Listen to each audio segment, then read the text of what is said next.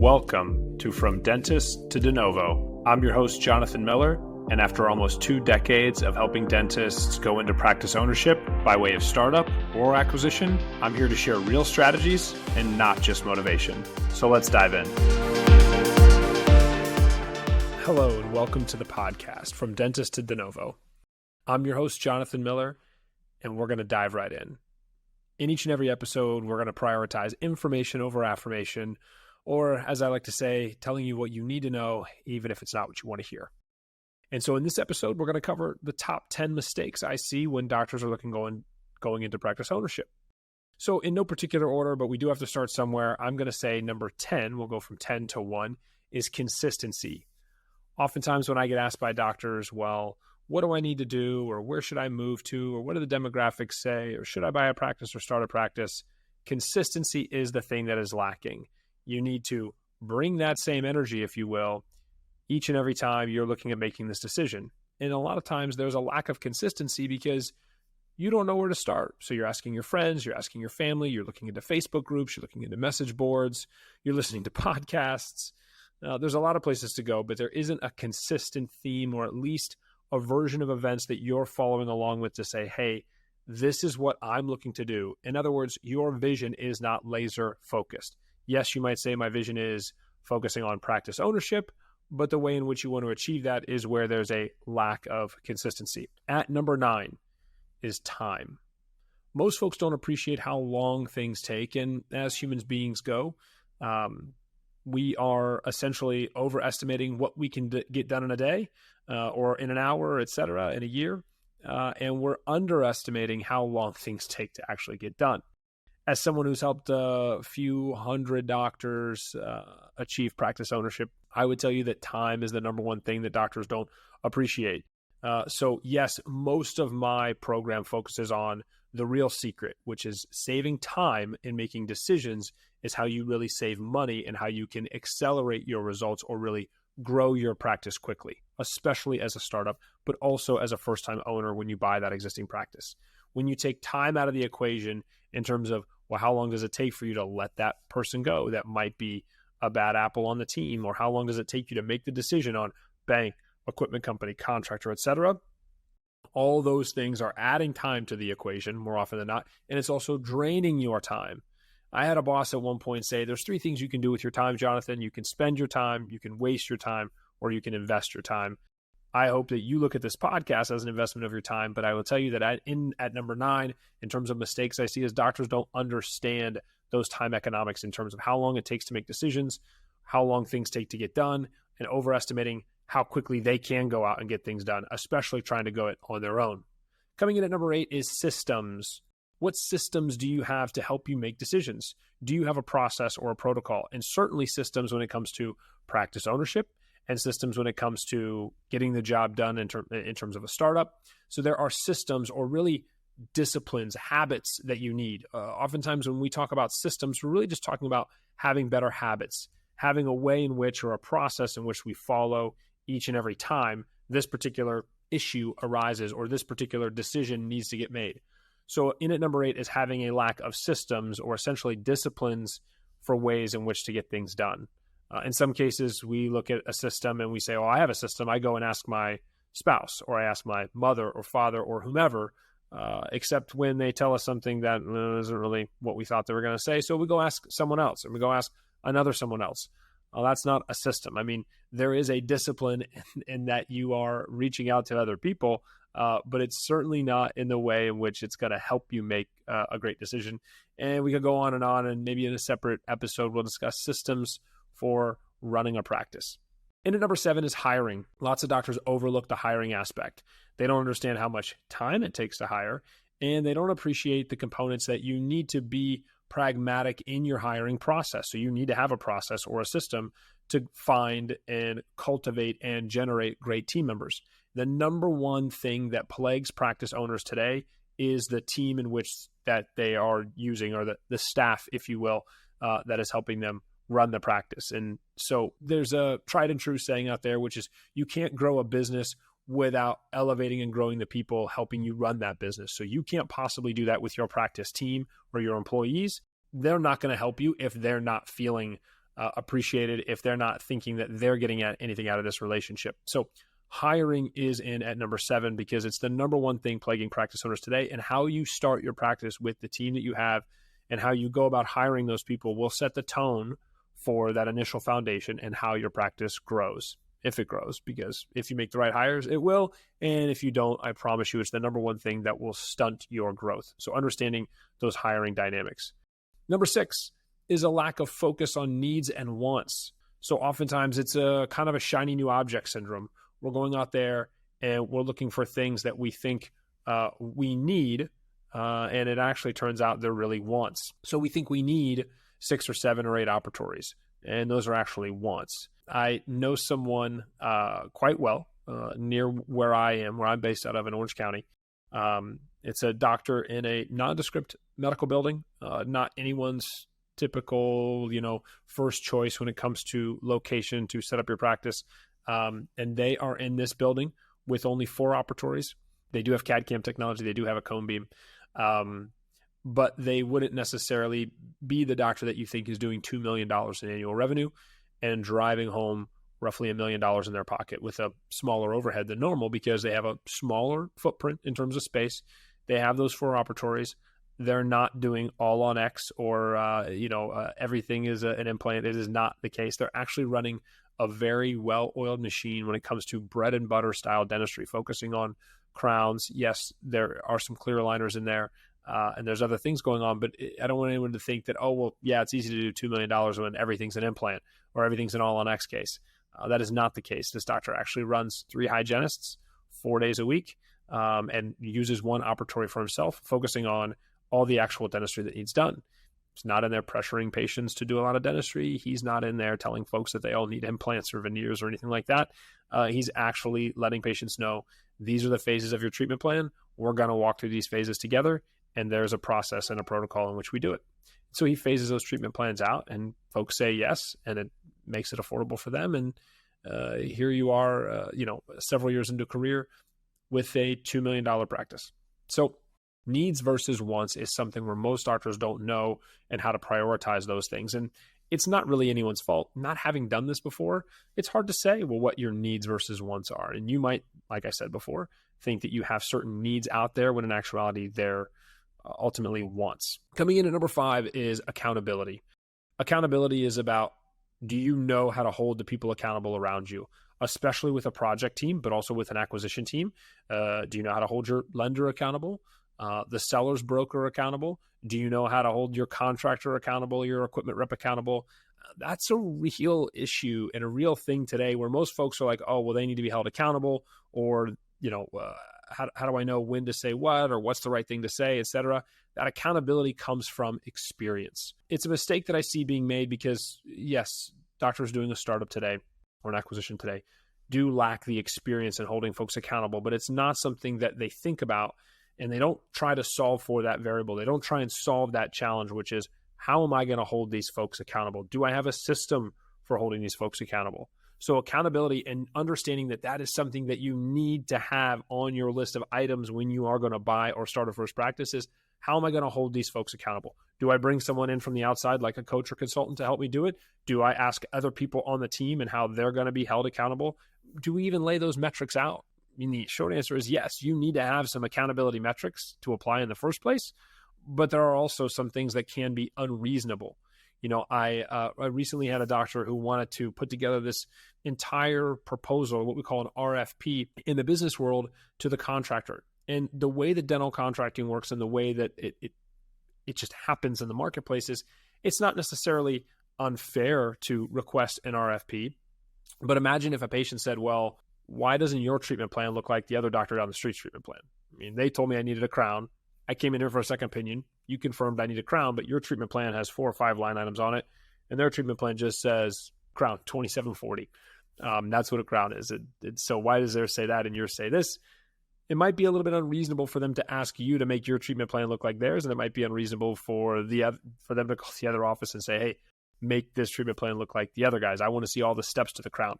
That's just not how it's done. So ironically, this doctor was asking the contractor to put an accountability metric, if you will, of, hey, I want to see an RFP that's uniform across all contractors. I want you guys to all quote the project in the same format. And that's just not technically how it's done. When that happened, then the doctor started to think, well, wait a minute, is this something here? Is there something nefarious going on? And in actuality, we're putting together an unrealistic accountability metric.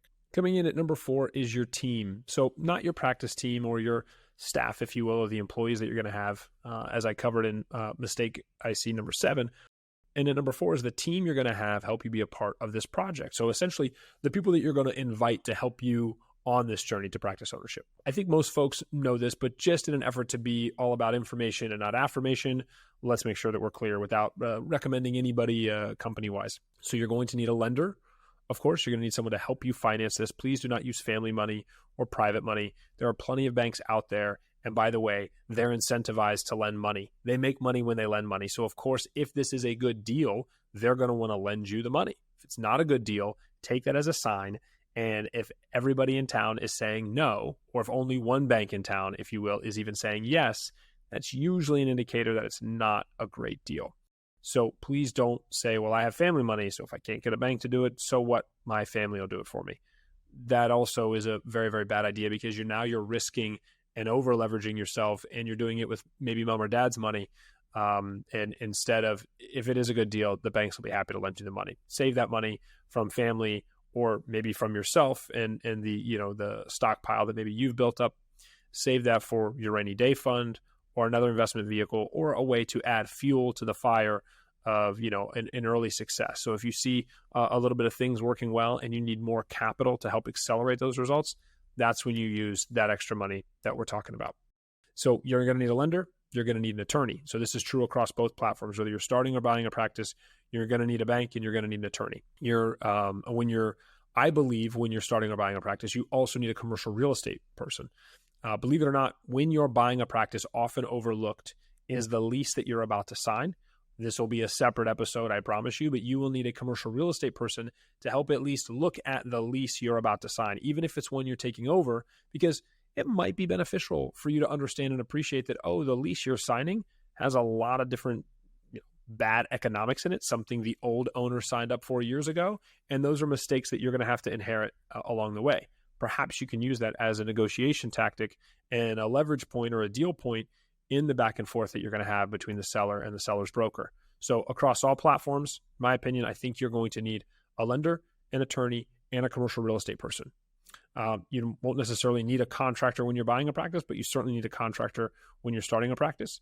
You're certainly going to need an equipment rep, whether you buy or start a practice. I think everyone knows you're going to need to buy equipment for your startup, but believe it or not, I like to have an equipment rep take a look at the current situation and kind of state the equipment is in when you go to buy that practice. Most folks know that they're going to buy a practice that has older equipment, perhaps outdated technology, but I think it's important to understand, hey, when you buy this practice, is the vacuum and compressor going to break down in 6 minutes or in 6 months, or maybe it's going to last you 6 years? So I'm not going to ever ask the equipment rep to come in and give me a valuation of the equipment, but I'd like for them to at least just address the state that the equipment is in. Kind of like test driving a car, except you don't really get to test drive equipment, and even if you could or did, would you know kind of the nuances to it? So I think you need an equipment rep even when you buy a practice, and having a good relationship with a good equipment company will save you thousands of dollars in your career. So I think that those relationships are very, very important. So if we're buying or starting a practice, now we're going to continue on down the path of the team of people that you're going to hire. That team of people that you're going to hire or invite to this past equipment rep. You're going to need a bank, going to need an attorney, commercial real estate person. You're going to need an equipment person. If you're starting a practice, you'll need to add a contractor to that list. You're also going to need to bring on at some point a marketing company. And there's a timing to this. I think you're going to need a marketing company, whether you're buying or starting a practice, by the way, as well. But we can talk about that in a different episode. You're going to need a marketing company, though, certainly for a startup. And then outside of that, I think is when we start to get into the needs versus wants. So once we get attorney, contractor, equipment rep, commercial real estate advisor, and then we start discussing things like marketing company and those kinds of things. I mean, after that, we start to get into like when you're buying a practice, who's helping you do the due diligence? Some folks might say CPA.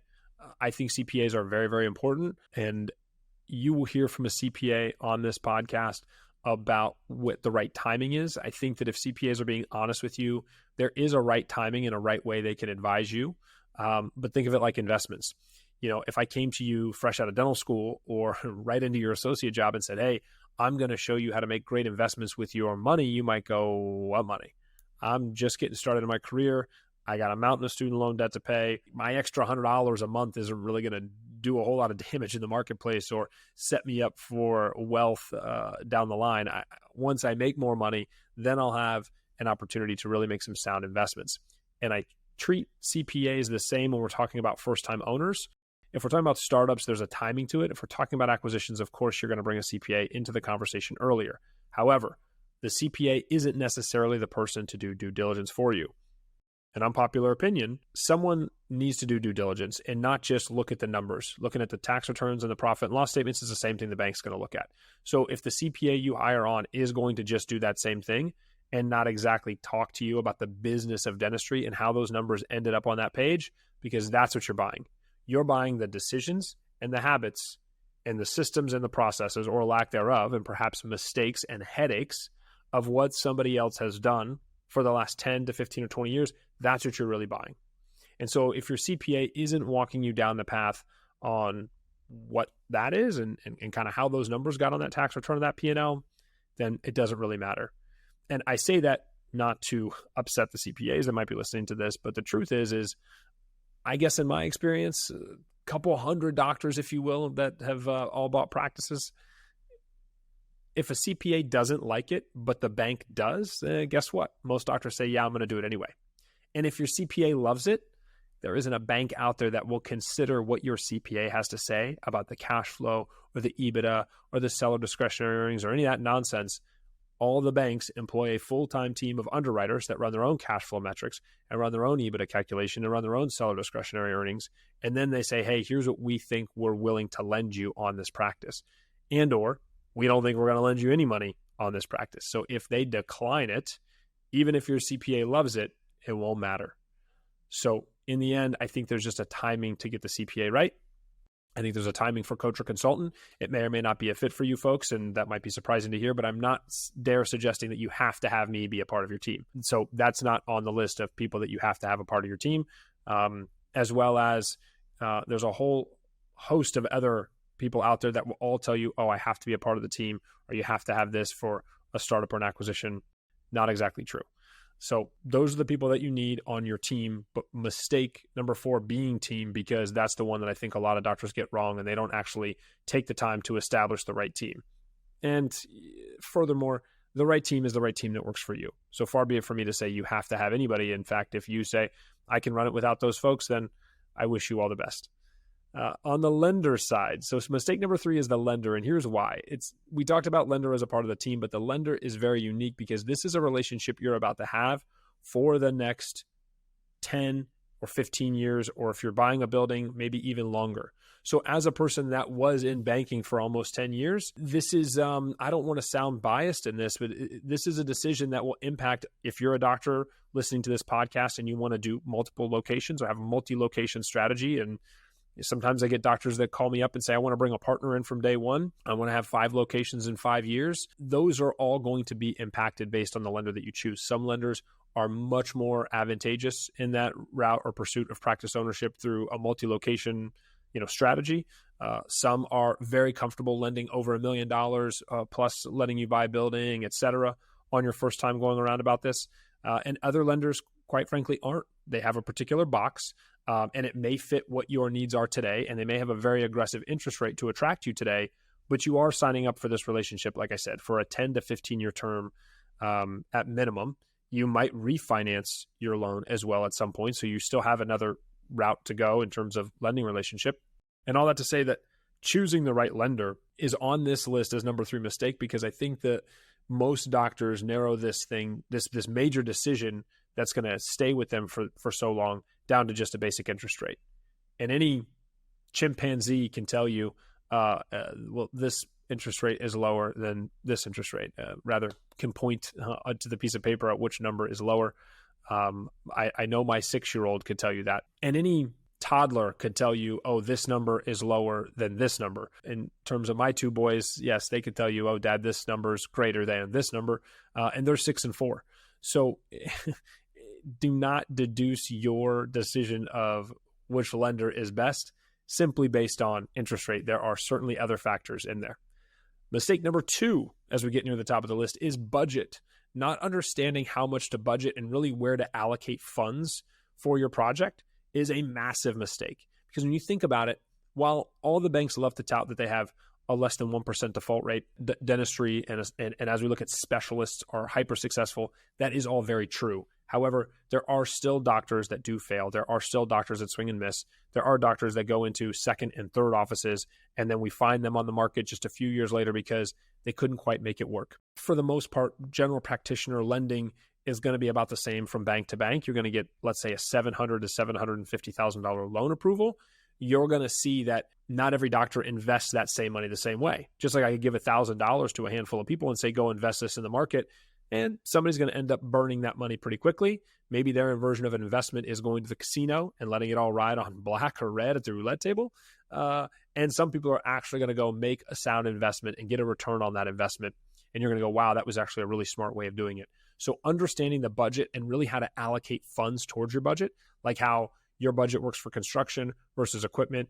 Are you getting a TI allowance or not from your leasehold improvements? Are you buying the building? All these factors all come down to how are you budgeting after you've gotten the loan approval. And so then now we get to mistake number 1. And mistake number 1 may be surprising to some of you, but I would tell you that this is tried and true in my experience in almost 2 decades now. And that is the number 1 mistake I see doctors make, or rather this is the most detrimental mistake I see that doctors make. So it's not a mistake I see often, but it is a mistake that when I see it, I go, oh no, this is going to end poorly. And that is when doctors, at least from what I hear, when I see doctors in Facebook groups or message boards, or when doctors call me and we start having a conversation about what they might want to do, and I start giving them kind of a different perspective, speaking from maybe somebody who's done this a few hundred, technically over 1,000 times before, they go, no, I know I'm right. Having this mentality of being right and not working towards getting it right is the number 1 mistake, or rather most detrimental mistake I see. So it's not necessarily the mistake I see most often. However, it is a very detrimental mistake in terms of how you approach business. How you approach anything is how you approach everything, as the saying goes. And so when you approach your business and your relationships with this mentality of, well, I'm right, instead of, well, I want to get it right, I'm going to be the smartest person in the room, or like I want to be around smart people and learn from them. In that I'm right mentality, it is not really listening to outsiders' perspectives. It's not taking advice. It's not hearing from, hey, every bank in town said that they're not going to approve this loan. You're going to go do it anyway. That is the most detrimental, or rather the number 1 mistake I see that is the most detrimental to any doctor looking to buy or start their practice. I hope you found this helpful. Join us on next week's podcast, where we'll continue to take a deep dive in all the things you need to know to move from associateship to CEO, or as we like to say, from dentist to de novo. Take care. Thanks for joining us on From Dentist to De Novo. Be sure to subscribe to learn more about what it takes to own your first practice. And until next time, I'm Jonathan Miller, helping preserve private practice dentistry, one doctor at a time.